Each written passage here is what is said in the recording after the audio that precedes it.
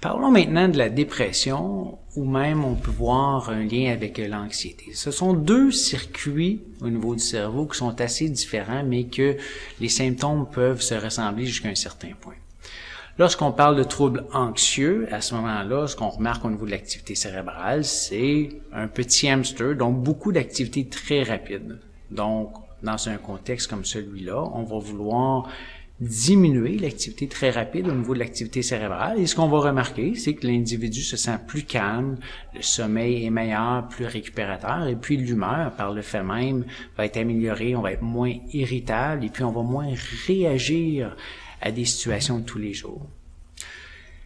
Dans un cas de dépression, la signature est un peu différente, où en fait, on sait que les lobes frontaux sont très impliqués au niveau de l'humeur. Principalement, notre lobe gauche est impliqué au niveau des humeurs positives. Donc, si on a un lobe frontal gauche qui fonctionne au ralenti par rapport au lobe frontal droit, à ce moment-là, ça va être plus difficile d'avoir des émotions positives, d'avoir une humeur positive. Donc, la cote de dépression, une des choses qu'on va vouloir remarquer, c'est est-ce que les deux lobes frontaux sont bien balancés, et puis est-ce qu'on a un lobe frontal gauche avec un niveau d'activité normal. Dans un contexte comme ça, si on a un débalancement, on va vouloir rétablir l'activité cérébrale des lobes frontaux.